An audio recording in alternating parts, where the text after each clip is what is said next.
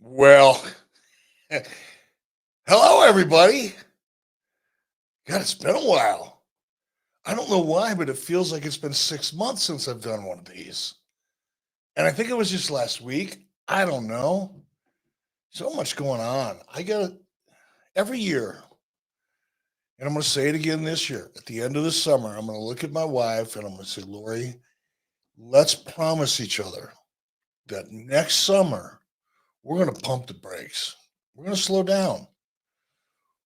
We're going to take the time to enjoy each and every day. We're not going to fill it with so many things and so many places to go and things to do that you blink and the summer's gone. Like, really, it's gone by so fast already. And what's frustrating is I haven't gotten a whole lot done. It's been all, and I'm grateful for it. Don't get me wrong, I'm blessed. A lot of traveling with friends and family, and I've enjoyed every minute of it. But then, you got another part of your life you got to manage too. So anyway, my commitment next summer, I'm going to slow down to about 50% of what this summer was, just so I can enjoy it. Stay on top of my shit. All right, let's see. It's going to take me a minute to warm up here again. I feel like I'm new at this. I'm going to get into these comments here because you guys always hey, there we go. You guys always give me the energy, help me come up with material, get me a little fired up. So, yeah. I don't have anything to talk about today. I didn't come here with a lot of times I'll come here and I'll see something kind of lit me up and I'll get fired up and I'll jump on here and I'll start talking about that. And I'll talk about 50 other things. But there's nothing to lit me up today. I mean, of course, part of it is I've been unplugged. I really haven't paid attention to much of anything with regard to wrestling. Really, the whole month of July has been hard. Excuse me. Come up, I watch the news. I'll drop in, check the headlines out, see if there's anything really urgent going on I need to dig into or that I'm interested in that I want to, DVR or something if something's happened on television, but I haven't engaged the way I normally do. So that's part of it.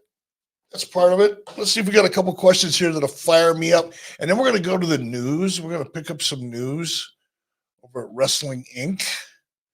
That's my news site today that we're going to pick on or utilize. All right. Oh, Travis Medway. Hey, Eric. You are blessed. I know I am, sir. The Easy E t-shirts, do they ship to the UK? I don't know the answer to that one, but I guarantee, that's how they say it down in New Orleans, guarantee that we'll get that answer to you. I'm imagining that, yes, the answer is yes, but it always comes down to cost, doesn't it? We'll find out. Thank you, Travis. Blessed indeed, my friend. We all are. We're all here. I mean, we could be doing something else that isn't nearly as much fun as this, right? Especially me. Jonathan, Ashley, Mr. Bischoff, first, my thanks for your contributions to the industry.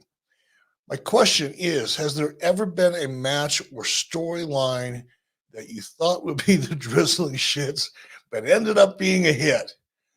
That's a cool question. I've never been asked that before. I always get it the other way around. Is there ever a storyline that you thought was going to be great? It turned out not to be. I get that one all the time, and there's a lot of those. But was there ever a storyline that I thought would be bad but turned out to be good? Nothing comes to mind. No, I can't think of. I'm sure there have been. To varying degrees. I don't think there's been like a shocker.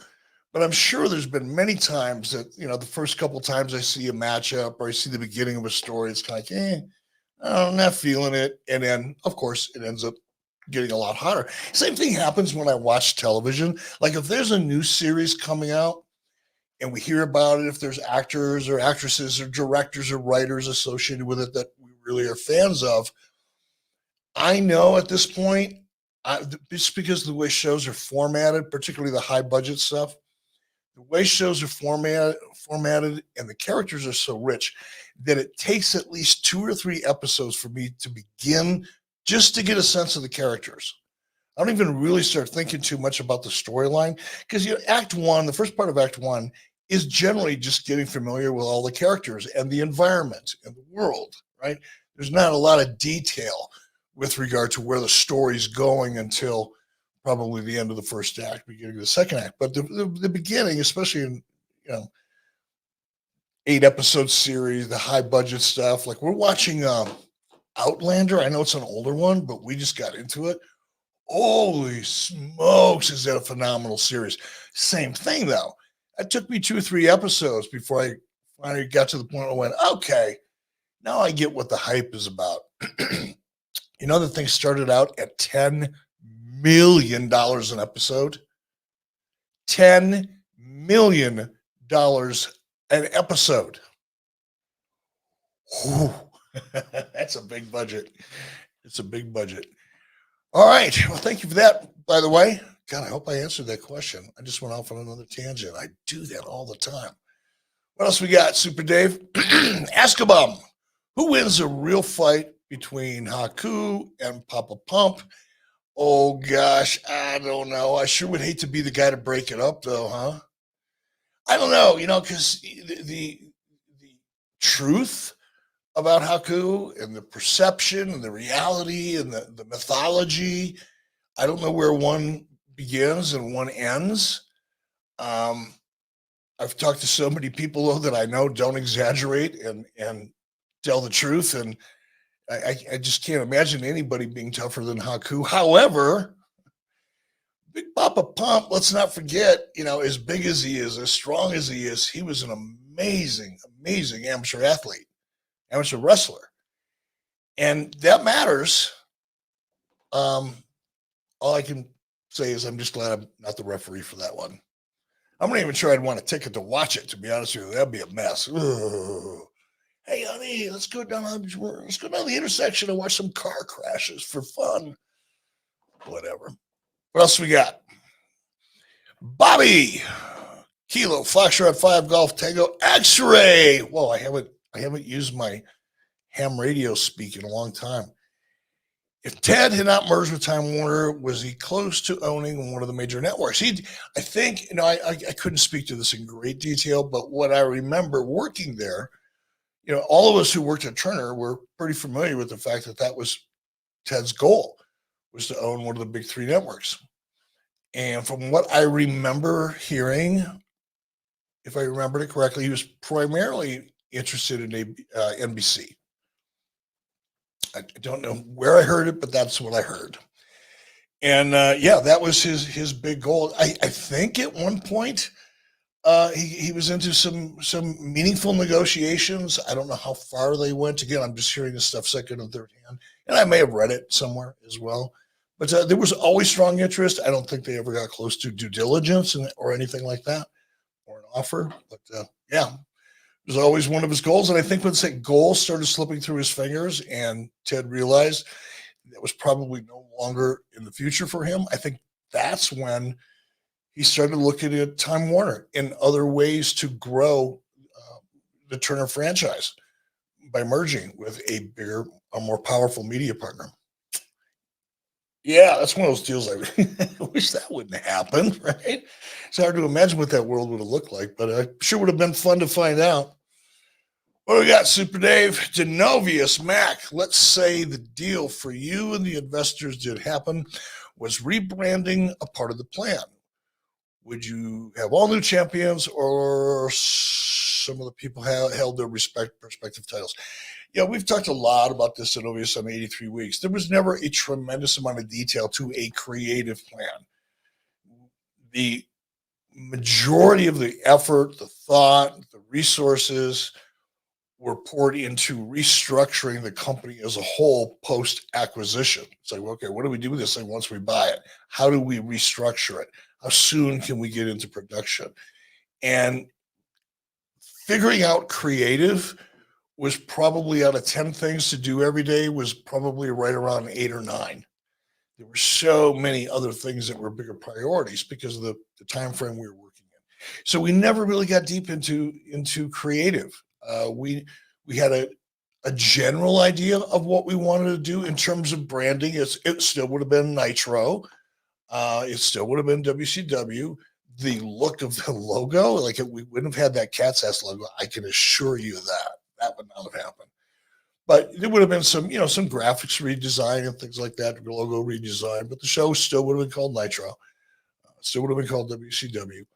Beyond that, I just don't think there was a lot of thought given to creative or titles or which ones we're going to keep, which ones we're going to let go, and that type of thing. Hopefully that answered that question. Efren! Let's talk about how you shave down a steel chair. I'm confused. Super Dave, can you help me out on this one? Well, Efren's referring to claims because obviously last week it hit the internet. It was all across that chair shot Jack Perry took during the Blood and Guts match. Straight chair shot. Internet was up in a buzz, upset, CTE. It looked terrible. And there's been buzz that AEW shaves down their chairs to where it doesn't do any damage because they have a prop master and he handles all that. So they shave a chair. They shave a chair. I guess I'm sorry. They say they shave a chair down, they repaint it, and when it's used, it gives you the sound and the look of a full steel chair. But it's like getting hit with a cookie sheet. That's their claim. All right. I get the gist of that, Dave, and I'm not. Thank you very much for enlightening me, because as I said, I don't know anything about shaved chairs or Jungle Jack Perry or anything else. But I want to get back to shaving a chair, though. How does one shave a chair? I'm guessing you're talking about like with a grinder or some kind of a belt sander, something to make it thinner and lighter. I would imagine so. It's not like a Manscaped thing, right? It's a Henson shaving thing. Maybe. Henson could do it, though. I love my Henson rig. Did you know I just bought 2 more of them? Yeah, I know. I'm sitting here in envy because I don't even have one yet. I kept losing them and I fall in love with these things. It's like I actually look forward to shaving. Is that crazy? I'm very surprised that you left. I'm very surprised you left your hotel room without it, because I hear the weight and the feel. Like you can't use anything else besides. No, I didn't. Well, of course, that I had to, because I had to get home and then order a new one, right? And I go to the Walgreens and I buy this one. And it's super cool looking.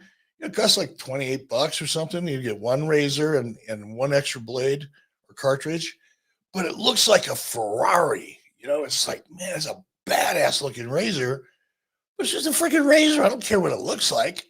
And you hold it in your hand and it's like it doesn't exist. It's all plastic. I like that. My Henson razor is heavy. It's heavy. I like it. Reminds me of my grandpa. So let's talk about shave that look. I don't know, man. It seems like a lot of work. Like if you're manually doing it and you're gimmicking up each chair every time you want to use one, that sounds to me like mostly bullshit, just because it would be so time consuming, so difficult, and it would be inconsistent as hell. Like sometimes it would work really well and sometimes it wouldn't work really well. So I just have a hard time.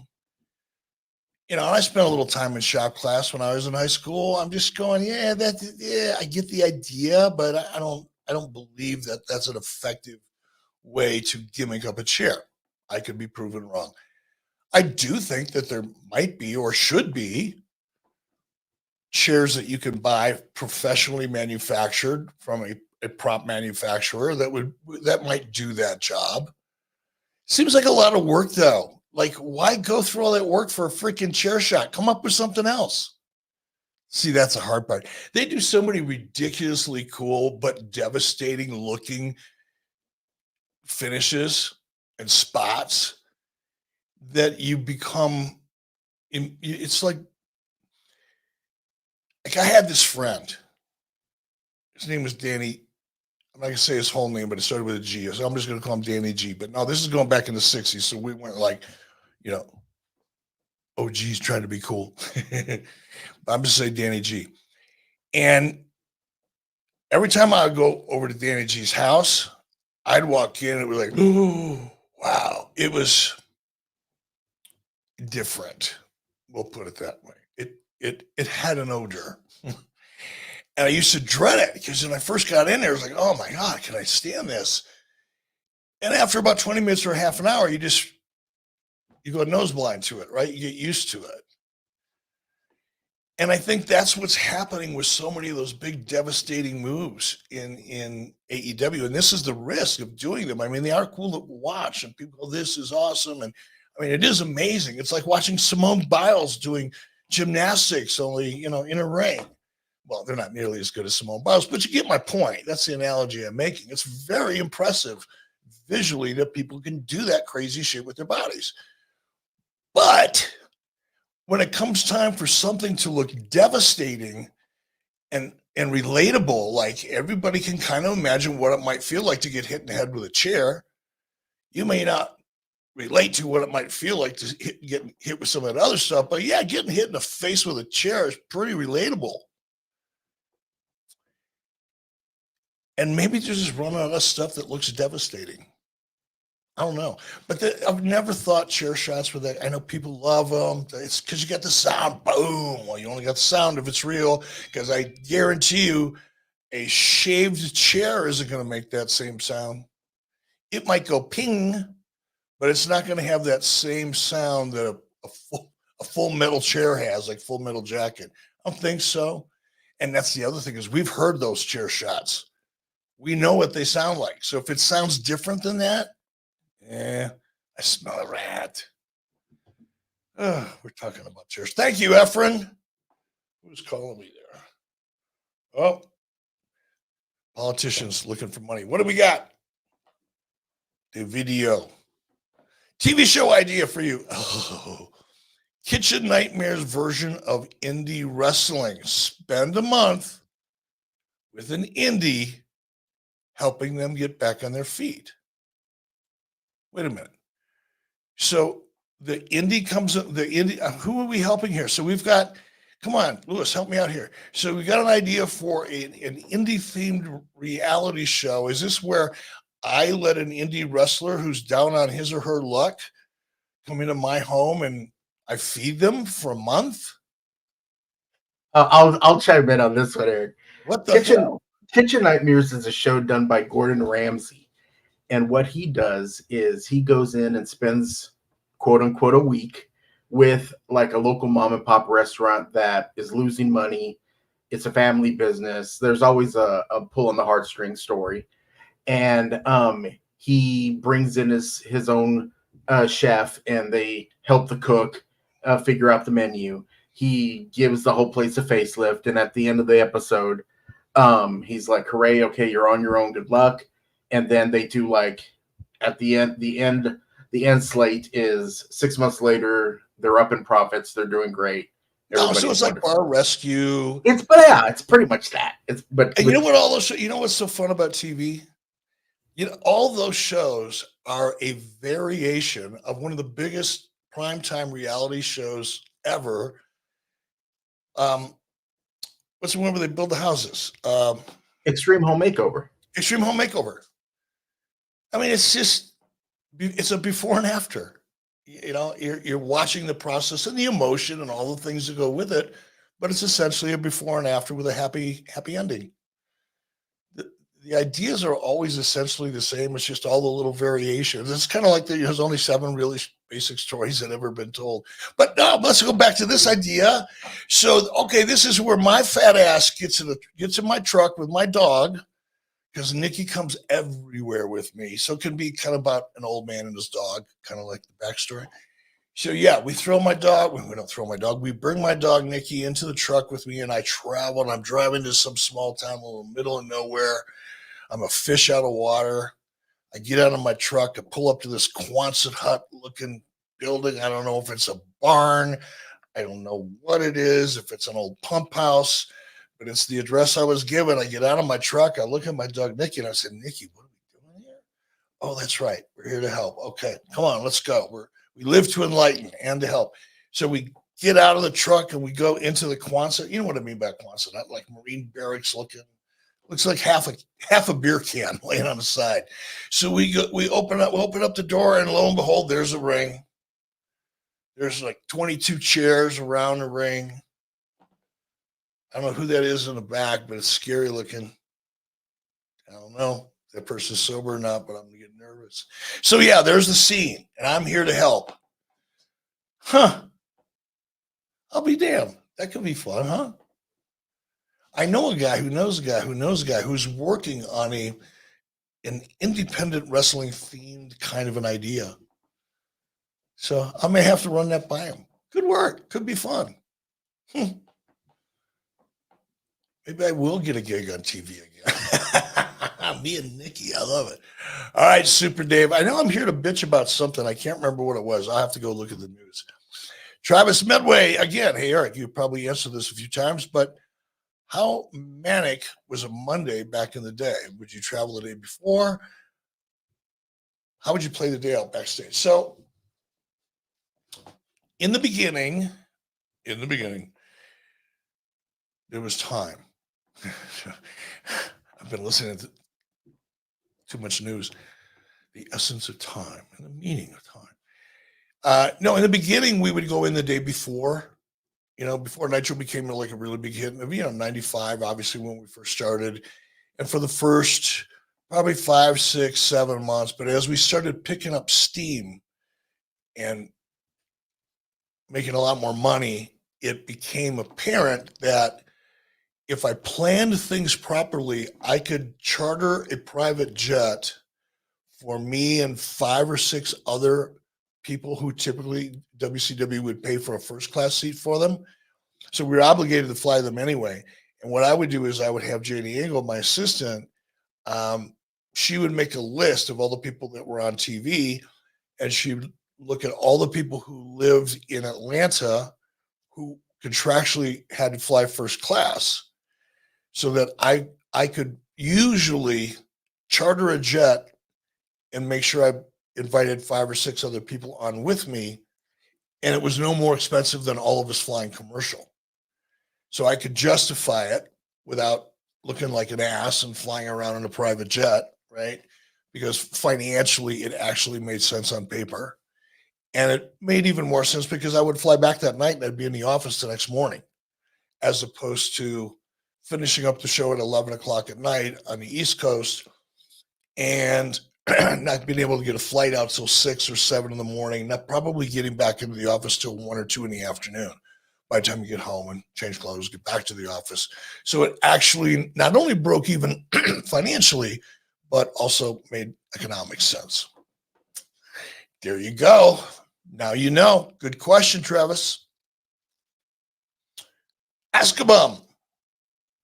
What wrestler has the strongest grip? I don't know. That's a great one now. And I would imagine, just because of his sheer size and freaky strength, that would be Brock Lesnar, but even more so because he's been wrestling, amateur wrestling, since, I don't know, he came out of the womb or something close to it. And usually wrestlers have really good grips. So if I had to bet on one person, I'd bet on Brock Lesnar. All right, what's new? What's controversial? Somebody come up with Mr. Come on, Super Dave. You keep up with stuff. What's going on that's controversial? Well, the big thing that was all a buzz was the chair shot. That's kind of been the biggest thing. And I see in some of these comments the ratings for last week's big blood and guts Wednesday night. The ratings were pretty dismal. And this is like their version of War Games, one of their flagpole events of the year. And according to folks in our chat, it didn't do very well. That's pretty much the big buzz right now. What's the deal? I've been hearing about, Dave Meltzer's been talking about the renewal of AEW's Warner Brothers contract for 1.5 years now. And isn't it supposed to expire like soon? I think it's any day now. Wow. Well, hopefully they'll get that damn thing signed. It's weird that it's taken so long, but I guess with the NBA stuff and now litigation, and I think the last time I heard that we were even considering putting part of the company up for sale. So there might be just so many moving pieces that they might not find out till the last minute. That'd be tough. You don't know, kind of tough to plan. It's theoretically they're not out talking to other networks, but there's a way to work around that. I mean, there truly is. That's what agents are for. And really, that's what attorneys are for. Because attorneys can have conversations with attorneys representing their clients. Nobody's going to disclose that. You can't subpoena those records, right? So is it ethical? Probably not. Does it happen every day? I can only imagine it happens every day, all day. So I guess what I'm saying is if WBD does say, sorry, guys, can't do it, or if they offer an amount of money that's just not suitable for Tony Khan, I guess he could always just say, okay, we're going to go shop. But Tony has zero leverage. See, that's a problem. And you can listen to guys like Dave Meltzer justify the value of AEW as a property. I mean, that's going back. We're talking about a year or so. I mean, it's just like over and over and over. They're gonna be worth. They're gonna be $1 billion company. Bullshit. This company is losing money hand over fist. Has never made any money. And is deteriorating. It's rotting faster than roadkill in July. I mean, come on. But who knows? Who knows? Maybe somebody will buy it. But the problem with Tony is now, if Warner Brothers if Warner Brothers chooses not to negotiate or just withdraw their offer, and Tony's free to go anywhere he wants, you're selling damaged goods. No network wants some other network's sloppy seconds, especially if those sloppy seconds aren't attractive to anybody else, advertisers. It's not as easy as saying, well, if WBD goes, then we're gonna shop it. There's not a lot of anybody that wants wrestling has it, and anybody that doesn't want it is only going to want a version of WWE. And the track record that AEW would have to sell to another network or another studio right now is pretty bleak. So Tony doesn't, like I said, doesn't have a lot of leverage. It's going to be interesting. I hope they do. And I've said all along, there's no way of knowing. It all is going to come down to the strategy for Warner Brothers Discovery. Is there some reason from a programming perspective? Is there a value to AEW Dynamite and the other programs? Is there a value other than financial value that type of content brings to the network? There could be an argument that live action, whether it be wrestling or anything else, American Gladiators back in the day was an example of live action. It wasn't really a sport, but it was live and it was action. Cool, fun, whatever. If it's live action and it's targeted at men 18 to 49, you're going to get attention because that's a sweet spot, and it's pretty predictably successful programming most of the time. But wrestling's a little different. We've covered that a lot. So it'll be fun. It'll be fun for me. Interesting, I should say, more than fun.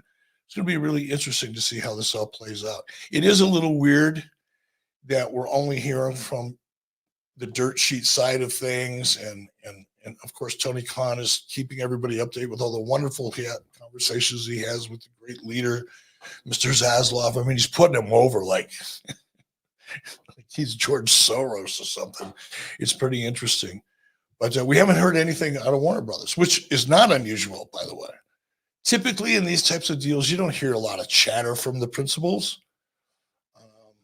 They typically like to keep negotiations pretty quiet because they don't want anybody else they're negotiating with to hear what may or may not going on with their other properties. All right, Super Dave, we got anything else? I'm going to look for something here on the news site that may piss me off enough to get excited. But Dr. Harley Quinn, how much, if any, involvement did you have with Jimmy Hart on creating theme music? Did you ever have suggestions like give him a song that sounds like Marilyn Manson, for example? Any stories on music? No, Harley, I let that, I have no talent when it comes to music. I have no interest in having talent when it comes to music. I know what I like everybody else, just like everybody when it comes to that. You know what you like. But I just never felt like I had a feel for that vibe when it came to music. The only exception was I just really had to have Voodoo Child for Hulk Hogan, but that's as close as I ever got to getting too close to music. And Jimmy was good at it. That was his passion. He was knowledgeable. He had history, especially in wrestling. He had a feel for the audience. And typically when I find people that are good at what they do, I don't get too involved in their world. I don't slow them down. I don't second guess them. It's called macro managing, by the way. But it's hard sometimes to find people that you can trust that much. But anyway, yeah, there's that. So yeah, I didn't give Jimmy a lot of heads up. I didn't give him a lot of direction. That was all Jimmy. What else do we have here? I was just reading on Wrestling Inc. that Bill Goldberg did an interview recently with Chris Van Vliet on his Inside podcast. And Bill Goldberg compared Tony Khan to Dixie Carter. He's not the first one, by the way. What are your thoughts on that?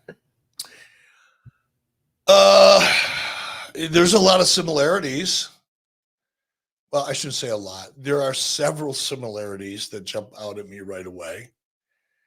I think for both of them, Dixie really, really wanted to be the first. She wanted to be the female Vince McMahon so bad.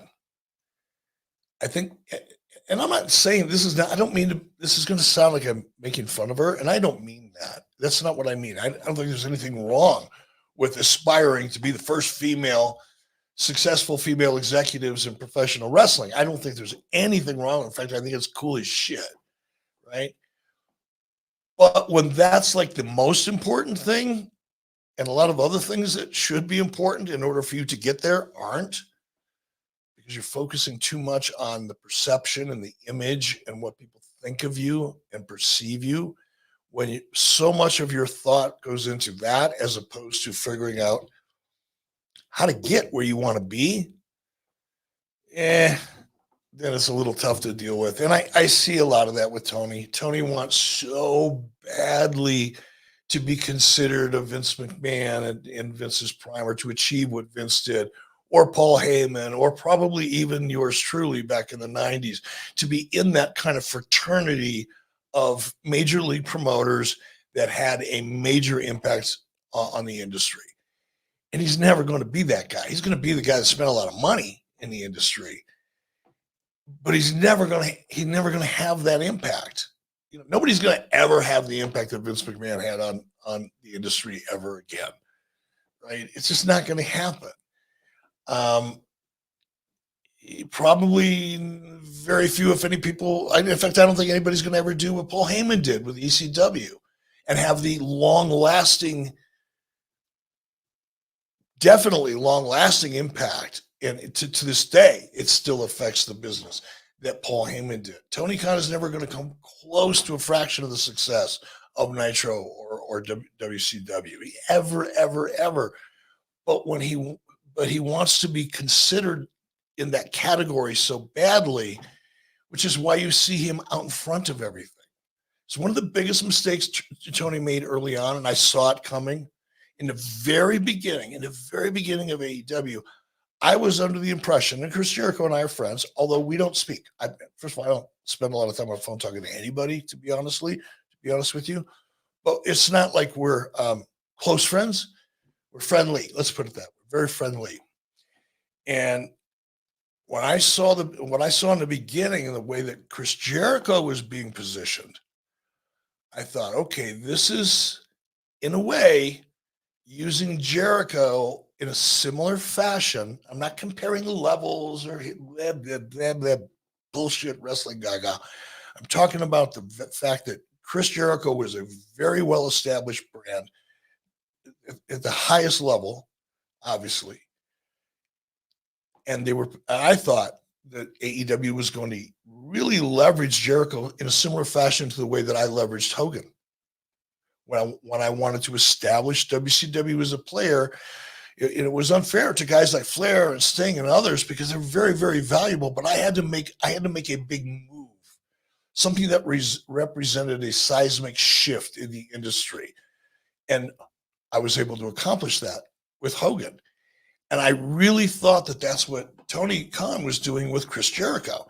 And it would have been nobody better because, again, Chris had all the credibility in the world. He was viewed as a megastar in that industry and associated so much with WWE, which is a good thing, right? Especially to advertisers and potential sponsors and all the people that make the real world go around, not the dirt sheet world, but the real world, which is advertising and revenue. That's all that really matters. But I digress. I thought that's the way they were going to use Jericho. And I was disappointed once I saw Tony start, and it took place over the course of, if I remember right, about 8 to 12 weeks. All of a sudden, I thought I was right. I thought, okay, they're moving. Chris Jericho is going to be the face of this company. Yeah, he's going to wrestle, but they're going to use him differently. And 12 weeks in, I went, oh no. Tony wants to be that guy. It became obvious to me. All of a sudden, Tony is out in front of all these comments. And now you can't look at a news site without pictures of Tony Khan not popping up on every third story about AEW. Well, tried to warn him. Told you, Tony, don't blow up that goodwill. Quit picking on the 800-pound gorilla if you're not willing to take a swing. Quit telling people how great you are when you're not there yet. Don't burn up the goodwill. But they did. They did. All right, I'm going to wrap this up here in a few minutes, but we got Ross here too as well. Maybe I won't be wrapping this up. Let's see what we got going on here. How difficult is it to balance leading a wrestling company with a lot of great talent and fan base while also striving to make it a product that appeals to networks and advertisers? Great question. It's always a fine line. And it's hard, particularly when it comes to wrestling.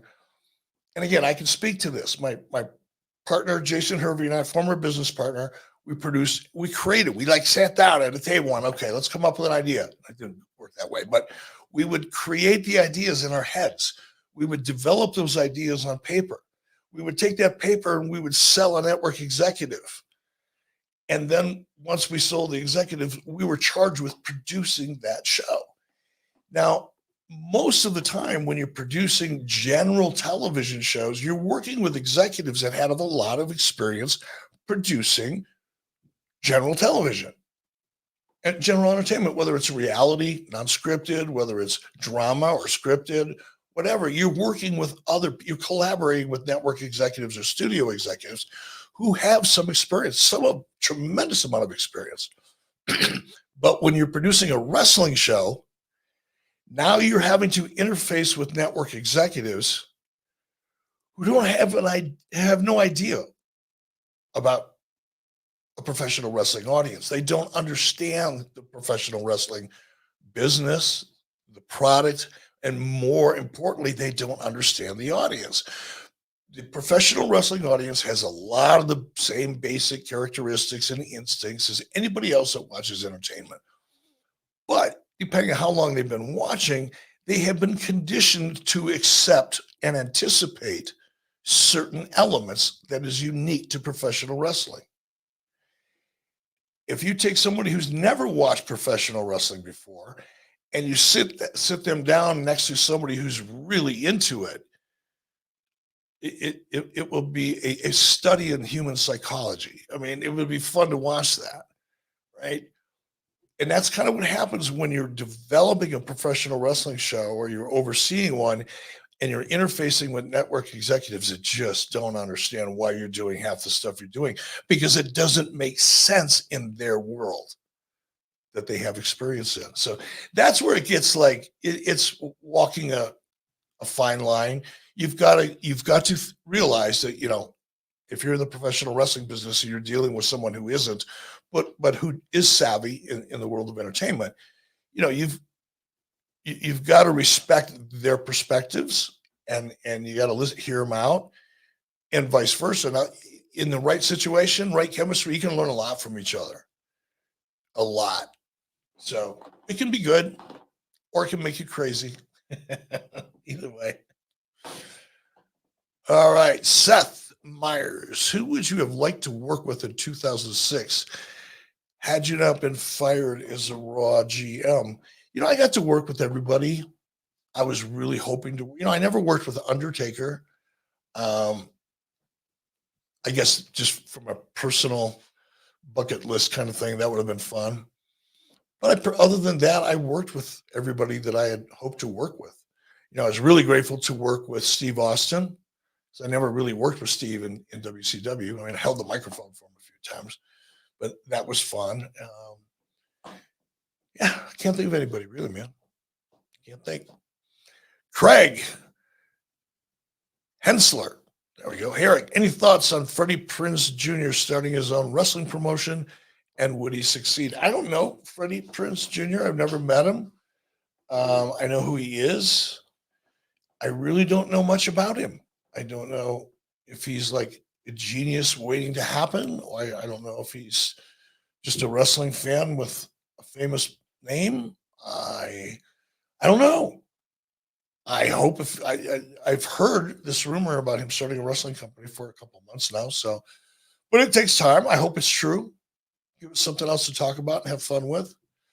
Give us a chance for somebody to have another place to work.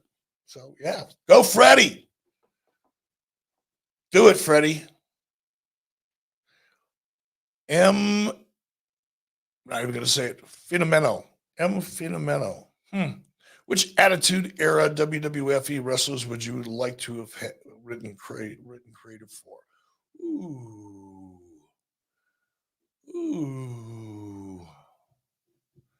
I don't know. I have to give that one some thought. Who did I not get a chance to work with creatively?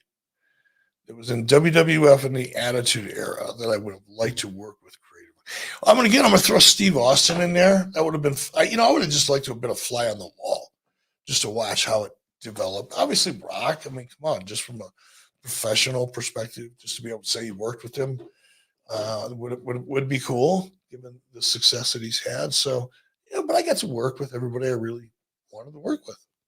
Really blessed in that regard, to be honest with you. Mission Impossible Reviews. Is it not accurate to say that the only thing that matters is what AEW can generate in ad dollars compared to programming? Okay, I'm sorry. Let me read that again. I'm reading to myself. Is it not accurate to say that the only thing that matters is what AEW can generate in ad dollars compared to programming Warner Brothers Discovery already holds the rights to air? It always comes down to ad dollars. But here's an example. I don't know these numbers. So I'm just pulling numbers literally out of thin air, but I've heard them. So whether they're true or not.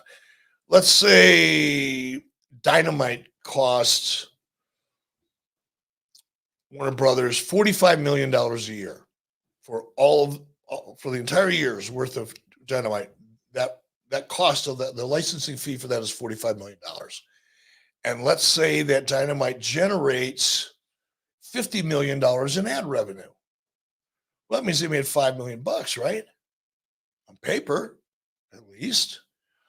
But what if Warner Bros. Discovery has this massive freaking library filled with all kinds of things they already own, and they don't have to pay a license fee to anybody? Huh. Well, what if it only generates $40 million instead of the $50 million that AEW generated? but it doesn't have any cost. So instead of making $5 million, they made $40 million with no risk. That's where it gets tricky. That's a very simple kind of scenario. Obviously, I want to keep it simple because I'm not good at explaining complicated things, but it's that simple. It's that simple. And the other variable, and that's the one that we never hear about, we never read about, nobody tries to talk about it. Well, my dog just came in. Is we know what the ratings are, sub 800,000 every week. Okay, pretty easy to figure it out. Let's just say they average 800,000 viewers. We know what the demo is. Are they able to sell that? In other words, is that 800,000 viewers with a 0.20 demo, whatever that is, can they sell that 0.20 demo for a value to an advertiser at a value or at a cost that's representative of other 0.20 demos and other types of programming? That's where it gets dicey too, because wrestling is a harder sell. It's the very reason why Fox chose not to continue airing SmackDown, even though SmackDown won the night on network with over 2 million viewers consistently throughout the year, each and every week. 0.4, 0.5, 0.55 in the demo, crushing it. But the problem is, even though it's WWE, far more mainstream than AEW, clearly, Fox couldn't sell the advertising that the numbers that show was delivering deserved, because advertisers just weren't into wrestling. If that situation exists for WWE and Fox, how easy or not do you think it is for the salespeople at Warner Brothers Discovery to sell AEW to advertisers? Which is why you hear me talking all the time about blood, about not having story, about not having growth. All of the things that I've been bitching about have a lot to do with marketing your product to advertisers. And if the advertisers aren't buying it, the network won't be either. That's as close to as I'm going to get pissed off tonight. I saw we had one from Barat. Is he in there, Super Dave? Because I'm running out of gas here. Oh, he's just saying hello. Barat, so what we're doing, just so you know, my buddy Barat and his buddy Sid came here from India. Barat was in Australia. They were covering the cricket at a cricket tournament, I think in the West Indies or somewhere, the Pacific. Anyway, they were there because they're both journalists. They were covering cricket. And Barat, when I ran into him in Australia a couple months ago, I said, "Oh, you should come out for the 4th of July in Cody." And he goes, "Okay, I will." And I didn't think he would. He did. And he brought his buddy Sid, and we had a great time. Got to introduce Sid and Barat to Cody, Wyoming cowboy stuff. And then they both made Lori and I an incredible Indian, 2 different types of curries for brunch right before they left. It was so good. And Barat gave us the recipe. And this is what I wanted to tell you, Barat. We are going to be making your chicken curry, dry chicken curry next weekend. So we're going to give it a whirl. All right. Hey, man, I promise I'm going to get back to you again, maybe this week. If not, for sure next week. We're going to light this thing back up and ramp up our schedule here for the fall. So we'll be trying out some new ideas. Thanks for joining, and hope everybody has a great rest of the week.